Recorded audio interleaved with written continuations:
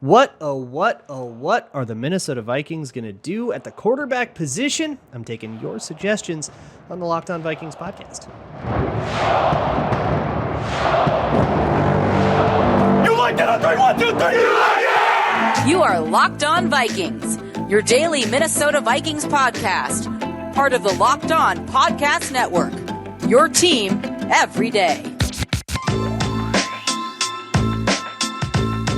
Hey, everybody. Welcome to the Locked On Vikings podcast, where we're always trying to learn something new. Part of the Locked On Podcast Network, your team every day.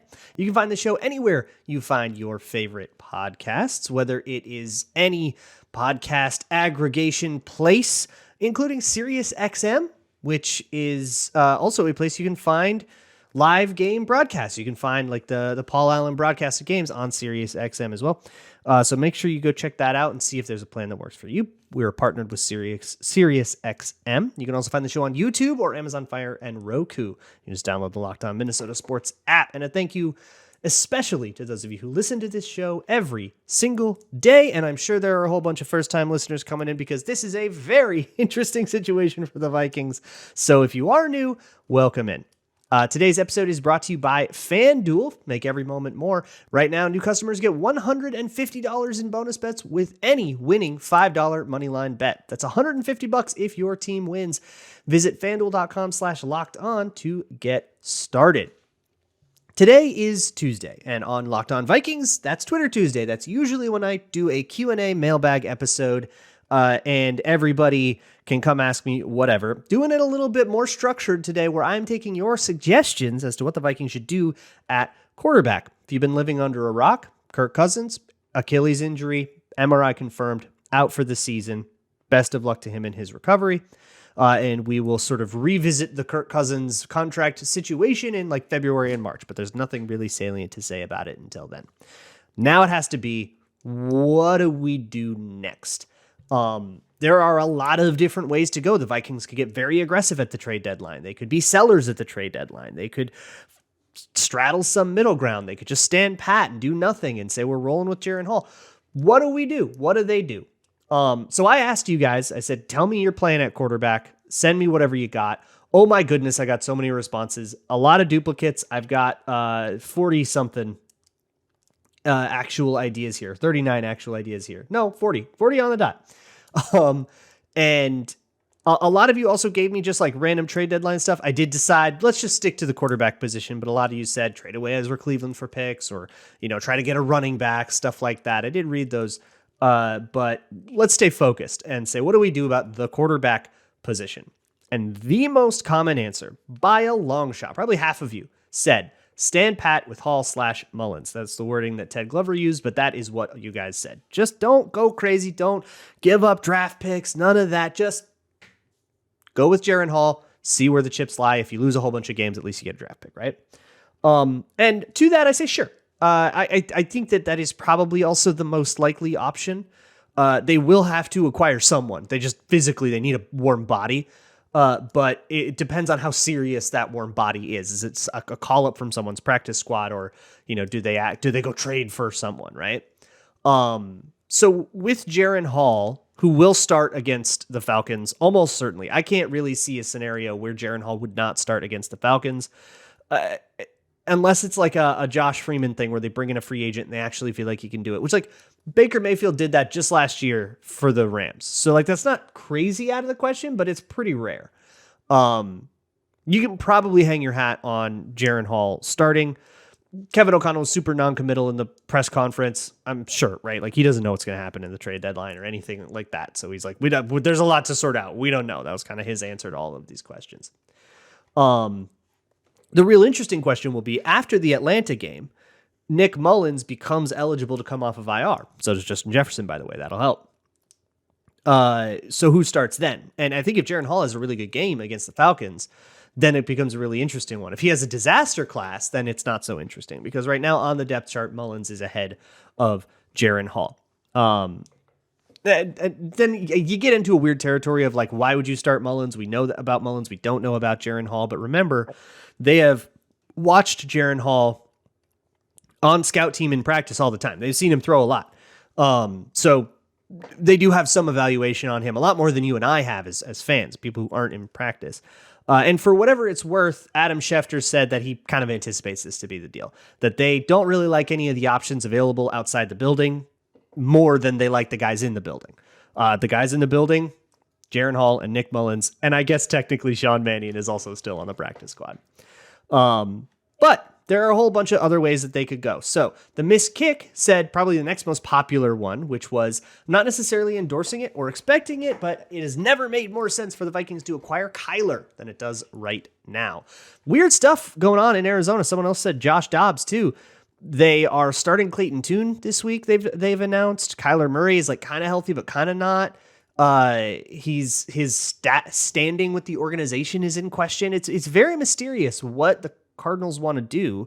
All the reporting is that he's not going to be moved at the deadline, though. So this is something that is very plausible to revisit, but we'll have to revisit it in like March when these things get negotiated a little bit more as an off-season thing. And then we'll know where everybody's draft position is. We'll kind of know a little bit more about the situation. That said, he's got a big giant contract. The Cardinals could take some of that on. That contract also doesn't cost much this year. It would cost $2 million this year, he would add, which the Vikings have the cap space to absorb. And it would just be a big contract you take on next year. But if you look at like the cap hits the Vikings would actually absorb, they hover around 35, 30 million. And as the cap goes up, that's actually going to be a pretty good bargain. And I actually think Kyler Murray's contract will probably end up in a place where he's underpaid and will have to get paid more or else it's going to be a problem. That would be the nature of the negotiation that I would see coming in the event that the Vikings do get Kyler Murray, but probably would be more of a conversation for the spring and winter. William Nickerson says, Tannehill seems to be the most logical to me if they want to make a run this year. But the gut says they stick with Jaren. Ryan Tannehill's another interesting one. Will Levis just threw 4 touchdowns against the Falcons in Tennessee in those sick Oilers uniforms. So Tennessee might be pretty happy with what they've gotten in Will Levis and maybe not have any. They haven't even given up on Malik Willis, but Ryan Tannehill probably not part of the future for them. So maybe trading something there. Both of those feel like they would be bigger. Both Kyler and Tannehill feel like they would be bigger draft capital, and they wouldn't really satisfy the thing that a lot of you said, which is don't give up a whole bunch of draft capital just for a Band-Aid for this 1 year to try to salvage something. They're just 4-4. They're not 8-0. This is not a contender year. This is just try to stay competitive. Don't jeopardize the future for that. And I agree with that. I don't think you need to go crazy. The thing, though, is Kyler Murray would be the future. So you're just making that purchase, but just early. Tannehill is not the future. So I feel like that would have to be like a mid-round pick or something like that, and the Titans would have to take on a lot of the money, which I talked to Tyler, who does Locked On Titans, and that doesn't sound actually like that's out of the question for them. So he might be a lot cheaper than you think, and that would make this more of an option, but it's hard for me to really know the environment there. Jenna says, trade a 5th for Teddy. Probably not going to get anyone better than him. And if we're going to lose, I want to lose with my favorite player. Okay, I love that. Emotionally, yes, fantastic. Would love Teddy Bridgewater. Is Teddy Bridgewater better than Jaren Hall and Nick Mullins? It is certainly possible. I don't think that it is guaranteed. It is certainly possible. I don't think the Lions part ways. And this is something that's going to happen a lot in all of these suggestions.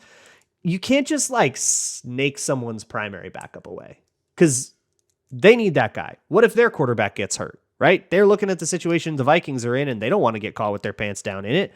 So you would have to pay like, I intend to start this guy draft capital. And I don't think that we want to, like, you'd have to be like a 3rd. I don't think you could get him for a 5th. And I don't think that that's worth it. And then you get, division rival tax and all that stuff. Dan says, do you think Arizona would give up Josh Dobbs now that Kyler's coming back? So if they like Clayton Tune, I like this one. If they like Clayton Tune and Kyler's coming back, they have their starter in a backup. So I think you could maybe get Josh Dobbs and Arizona would just be happy to kind of get anything. The problem is Josh Dobbs maybe just got benched for Clayton Tune, so I don't know if I want to buy into that. I don't know if that's going to be a better option than just going with Jaren Hall. And that might be one of the guys that is quote-unquote available that Kevin O'Connell and Kwesi Adofo-Mensah don't actually like really want that much. Look, a lot of these suggestions, are going to get less and less serious as we go on. I think there's only a couple of really actually serious options that the Vikings could go over. And we're not all the way through the ones that I feel like are like reasonable to project, but we're getting to the end of them. So get ready for this to get a little bit silly as we move forward. Today's episode is brought to you by DoorDash. DoorDash is a very, very, very clutch way to get some grub in the middle of a game. Now, for me, that is incredibly clutch. I do it like every Sunday at least because I'm juggling so many things during game day. I've got a very intense note-taking process and dealing with like getting ready for the postcast and all that. There's so much going on, live tweeting. That I do not have, like, there is no way I can put the game down and say, I'm going to go like make lunch. Like that's never going to happen. So why don't you just get it delivered right to your door? That's what DoorDash is for. And it's been a really clutch way for me to find places in my area that I really like. Yeah, you could go get the classic chains everybody goes to, but take a look around in your area and find something. You can find some really cool hidden gems that are trying to get their word out there on DoorDash. You can get 50% off. Also, up to a $10 value when you spend $15 or more on your first order when you download the DoorDash app and enter code LOCKED23. That's LOCKED 23. You can get 50% off, up to a $10 value when you spend $15 or more on your first order. Just download the DoorDash app and enter code LOCKED23. Subject to change, terms apply. Thanks so much for making Locked On Vikings your first listen of the day. Hey, if all of this trade deadline stuff isn't jiving with you, or if you're listening to this and it's already passed and all of this is completely worthless, go check out my Patreon page, patreon.com/LukeBrownNFL. I'll do a little bit more film breakdown stuff and stuff that might be a little bit more relevant to the questions you may have. The next one I'm going to do comes from FS Doyer, who says, I'm sure O'Connell can make Case Keenum work on the second try. Bring him home. This is kind of in the Teddy world for me, where I don't know if he would actually be a good idea, but boy, I would like it emotionally. I love Case Keenum. Come on, that 2017 season was awesome, and he just kind of like dropped that, refused to elaborate and leave. He's always going to be welcome in Minnesota, in my opinion, but probably wouldn't want to break the bank for him. And in Houston, well, they have Davis Mills and they have CJ Stroud, so you might not have to. Somebody else said Davis Mills, which the same logic applies, and you just kind of say, hey, Texans, which guy don't you want? You don't need all three. So you might be able to get something going there, but if he comes in, I'm not sure he starts. I don't know if he actually improves your situation over Hall, but boy, does he give you a really sick backup option. Adam gives me speaking of backup option, Colt McCoy as Hall's backup. Maybe of all of these, the most likely thing, in my opinion, to actually happen is that the Vikings sign Colt McCoy, who's a free agent right now, who has a lot of familiarity with Kevin O'Connell, tons of veteran experience. He and Mannion help Jaren Hall. Mannion is currently in the building. I think Mannion is only on the practice squad because they're grooming him to be a coach. And once he decides to hang him up as a player, he's going to just be an assistant QB coach with the Vikings. I think that's actually going to happen. Or an assistant QB coach at wherever Kirk Cousins ends up, because part of it's that relationship. But, you get tons of experience to help the young kid out, and Nick Mullins as well. And in the event that Jaren Hall does get hurt in the Atlanta game, you're not turning to Sean Mannion. He's just there as an emergency guy, and you're turning to Colt McCoy, who I don't know if I feel that much better about, but at that point you're down to, your three QBs are hurt. You're not going to have a good option at that point. Zeeb gives a similar one that says sign John Walford off of the Bucs practice squad. So this one is interesting. It was reported earlier on Monday that the Rams had done this because Matt Stafford is hurt too. And John Walford, it seemed like that had happened and everybody was excited about it. And it turns out that he said, no, I want to stay in Tampa. So I don't know if that's, I want to stay in Tampa, I'm not signing anywhere, in which case, all right, this just won't happen. Or if it was just he didn't want to go back to LA for whatever reason, but he would go somewhere else. I have no idea what the nature of that situation is, but that's another guy, a lot of familiarity with Kevin O'Connell, and would come in and kind of be that QB3 or QB2 until Nick Mullins comes back kind of guy. Good Thunder Guy says, I want to see what the Texans want for Davis Mills. Kind of the same idea. We're getting into the pipe dream. I don't know if this guy would start kind of deal. Like, I don't know if Davis Mills would play over Jaren Hall. He certainly wouldn't right away, right? He would have to learn the whole offense. JV Swaps said trade for Jacoby Brissett. This one's tough. Jacoby Brissett's in Washington right now. And between him and Sam Howell, there's an argument that Commanders fans have made that Jacoby Brissett just should be the starter. So he's like arguably the best quarterback there. And I don't know if the Commanders are going to let that go. At least not for not much. But they are over there talking about him as like a tradable piece at the trade deadline. It does feel like one where you maybe would have to pay a little bit more than we're comfortable with. Matty Brown, who is a Seahawks enjoyer, says Drew Lock, kind of the same deal. He is as the backup for Geno Smith.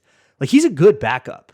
And that's another deal where, like, I don't know if you could get Seattle to part ways with him without paying Seattle like you're paying for a starting quarterback. I don't trust Drew Lock as just like a bona fide anointed starter. And I don't want to jeopardize, like, I don't want to pay a third for him or like a second for him. Just to have him start for 8 games. And I'm sure as hell I'm not committing to Drew Lock as the future starter. So like the math just doesn't work on that one. He just falls into like not quite the right category. Bossy said caller suggested Mac Jones for a mid-round pick. Thought that was interesting. So Matt Caller, who does Purple Insider, is big Mac Jones guy. So that doesn't surprise me. I have disagreed with him about Mac Jones pretty much since the get-go. I think somebody suggested this to me on Twitter. My first thought was like, that would be like buying Enron stock in 2002. Go look up the timeline of that thing. Like, he is a disaster right now. This would be the reclamation project of reclamation projects. I would have absolutely no interest in seeing him play in purple. Brainstain says Bailey Zappi. Kind of the same thing. I don't think that he would start over Jaren Hall, so he would be another one where you're sending him a 7th and you're getting your backup for a little bit, and they're just trying to flip him for whatever value they can right now. Tyler Morey says trade for Stafford. We actually have a few of these that are like for kind of weird starter type guys. So trading for Matt Stafford, I haven't even looked at the contract, but I just cannot imagine the Rams. He's got like a minor injury right now, and the Rams still kind of feel like they're in a season, even though they just got totally destroyed by the Cowboys. They probably aren't hanging it up on the season at all yet. I can't see them getting rid of Stafford. I think they're going to ride Stafford till the wheels fall off, to be honest with you, until he retires. Elbow Bread says Jameis Winston. Jameson Winston is what he said. If we still want to win games, and if we don't, then go with Hall. Okay, Jameis Winston. My instinct is no thank you. A lot of people said Jameis Winston, and hey, it would be fun. It would be chaotic. He would throw 3 touchdowns and 3 interceptions. That's kind of who he is. And sure, but I also want to mention there's a fake report out there that the Vikings are like in talks about Jameis Winston. I could not verify it at all. And upon investigating, it's like CJ Golston or something like that said that they're in talks with Jameis Winston. That account is not reliable. That's the answer that I came up with. So until I see a real report, that's not going to be. People were like tagging me on Twitter with like Jameis Winston gifts, thinking like, oh, it was about to happen, and I think y'all got duped. I'm sorry. Mark Carrickner says trade for Mitch Trubisky. Thanks, I hate it. Anagi says trade for Sam Darnold. Similarly, thanks, I hate it. Mitchell Kipp says Beathard is the only option if he's not too expensive from a draft capital standpoint. I got to Google where CJ Beathard is. He is on the Jacksonville Jaguars, and he is their primary backup. So that's another one where, like, unless they feel real good about pulling Nathan Rourke up off the practice squad, I don't think you can pry him away without spending a little bit more than we're comfortable with for a guy that will probably start 8 games, not be that good, and then walk. Or like transition to being the backup. Like, we're talking 5th round pick. I don't think the Jags say yes. Aaron Nicklay says AJ McCarron. Probably a mediocre professional QB, but he's never been given a chance to see what he can do. He has been around for a while, AJ McCarron. He is a longtime journeyman vet, XFL. Hey, go Battlehawks.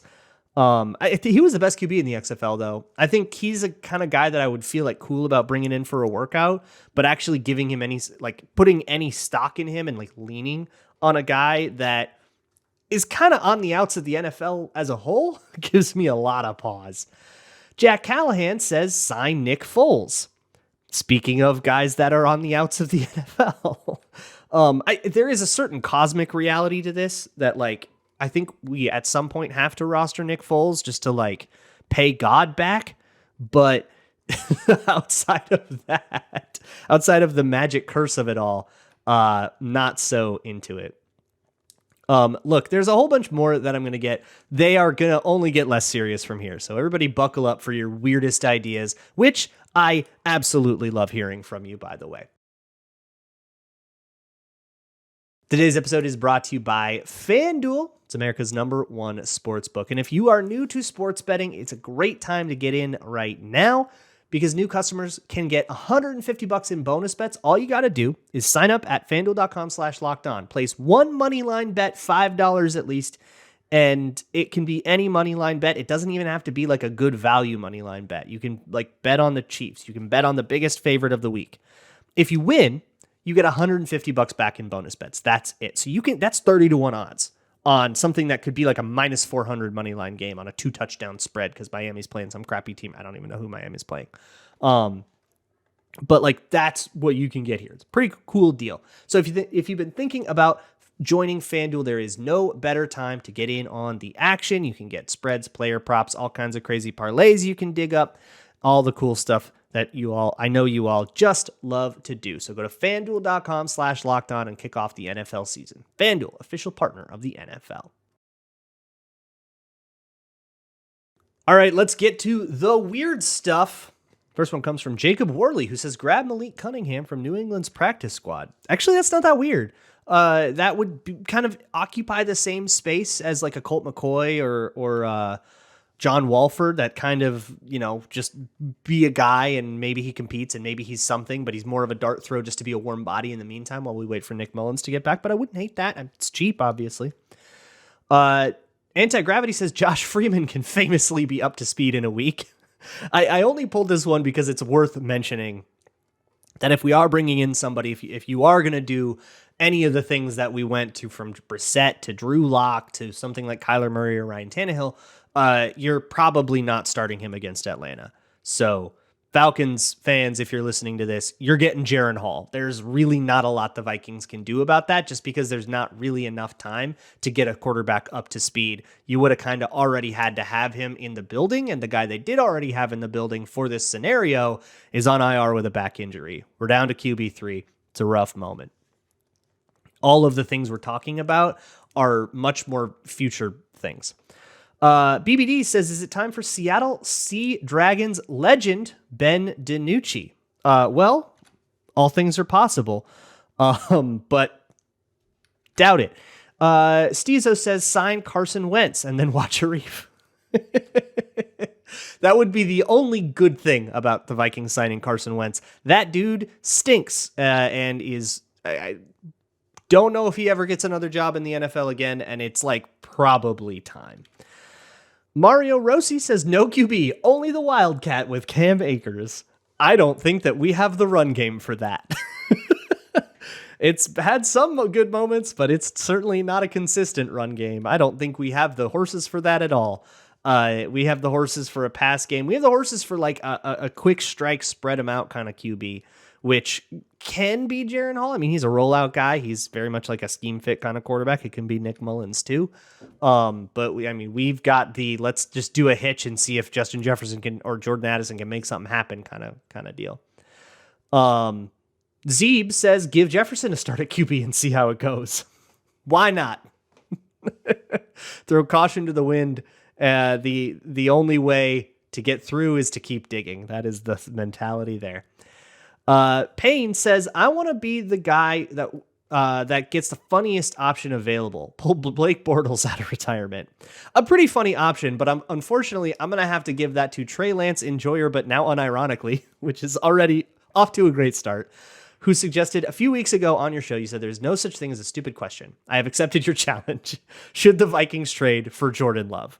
Okay. Yeah, that's got to be the funniest thing. That's definitely the funniest one. No, that would be a lifeline to Green Bay. After seeing Jordan Love play, the issues are numerous, and they are going to have to stick by that guy for like 2 years, I think, before he really starts to pull together. And he's in year 4. Like, they've already had a lot of time. I don't think that a lot of that time was useful. I think he probably, like, I don't know. He doesn't look like a guy that like is in his 4th year as a quarterback, you know? But you also incur the same problems. Okay, that's Green Bay's starter, right? So what are you paying to them? Division rival tax. And are we going to move forward with Jordan Love? I think the answer is obviously not. That is the funniest suggestion. But it's not a stupid question. There can't be a stupid question on this podcast. Everything is inbounds. Mr. Football Face says, I can't believe I'm saying this. Fields. Okay, that's not as funny as Jordan Love. It's not as bad of an idea as Jordan Love. So things are weird in Chicago right now. In Chicago, there is like Chicago radio is starting to put out like theories about how the team is secretly sabotaging the reputation of Justin Fields inside the organization because some of the people like coaching Tyson Bagent better. Like, that's a narrative in Chicago radio right now. That's where they're at. So assuming that is true and not at all drummed up because it's sports talk radio, giving them that credit, maybe they want to get rid of him and they want to go with Tyson Bagent, and maybe you want to get Justin Fields. Sure, man. Also, no, thank you. I'll pass on that. I think Jordan Fields, it's in the same thing as Jordan Love to me. It's like, this dude's been coasting on the idea of potential for so long. At what point, aren't we supposed to have seen this by now? Aren't we supposed to have known by now? It's been too long. You're in year 3 with Fields, year 4 with Love. You got to start seeing it by now. Michael says Cam Newton. Fantastic. Speaking of studs of the 2010s, Earl Treelore says heard Colin Kaepernick is available. A few people said this. Hey, bring him in for a workout. So I'm basically always in favor of bringing a guy in for a workout. It's really hard for me to say, no, don't even bring him in for a workout. Like, bring it. Why not? Right. Bring in everybody, see what they got. So of course, bring him in for a workout. He has insisted the entire time that he's been blackballed, that he's in playing shape, that he's ready to go. And he's just waiting for a call from an NFL team. He's been on that. Was 2016 was the last time he played in the NFL. So it's been like 7 years now. Yeah, he's ready to go. I would set absolutely no expectation for a guy who's been out of the league that long, but a workout, let's see what he got, right? Let's explore it. Sure. Why not? Alyssa just posted a screenshot of Tom Brady's Instagram page. This is another one. Yeah, sure, man. Give him a call. Let him hang up on you and say he's just too divorced for that. Sure. Spencer says, has anyone suggested Aaron Rodgers? How close is he to recovery? No, nobody has suggested Aaron Rodgers, probably with good reason. How close is he to recovery? Not very. He's aiming at like maybe being ready for the playoffs, which, look, man, I don't think so, Tim. I'm not giving the Jets an out for their situation. Like, some of these are just lifelines for teams in bad situations. Like, you want to take Justin Fields off me and give me draft capital so that I can save face for this terrible situation that I've gotten myself in, that the Bears have gotten themselves into? Yeah, sure. You can do that, division. Like, I'm not doing that. And I think that would be, for the Jets, they've now got an old quarterback coming off an ACL and they're paying him a bunch of money. And if he doesn't retire, there's nothing they can do about that. So, yeah. I'm not giving him that lifeline. Shadow says trade for Taysom Hill for the memes, or maybe one of the vets who'd want to join. Yeah, that's the same thing. That's a rough contract for the Saints right now. Like, you go look at that, and they've restructured it a few times now. It is a tough spot. I am not giving the Saints a lifeline on getting out of a bunch of base salary there. And also, I don't think the Saints can physically afford all the cap acceleration that would happen. So they would have to do all kinds of crazy cap stuff, which they would. They're insane. But just it's like another wrench in the engine there. Nikaka says, I want to feel the Ryan Patrick experience just once in my life. I'm good on that. Sports Guy 709 says, Trace McSorley already has a theme song to run onto the field with. I have had to Google him I keep forgetting where he is. Trace McSorley is he's a Chicago Bear guy.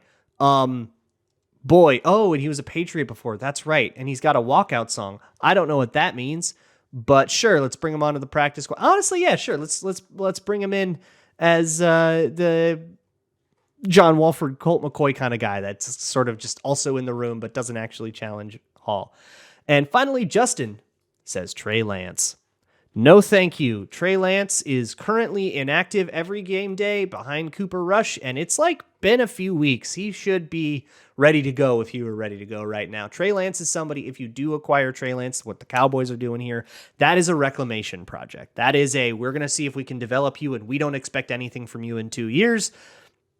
The Vikings we got to do something now. So I don't think that Trey Lance is the guy. If you think he can be the guy as a full-time starter, he is going to be the Vikings Pro Bowl quarterback in 2024. Go for it. I have not seen enough from him. I think I just about got everybody. I'm sure there's some of you that had other ideas, but that's about what we got. Look, trade deadline is happening. Might have already happened by the time you listen to this. So whatever happens or doesn't happen, we'll talk about it on Wednesday, as well as maybe some film review stuff if I have anything interesting to say there, but we're probably just going to keep talking about Jaren Hall. So I'll see y'all for that. Welcome to the ride you can't get off. And as always, Skull.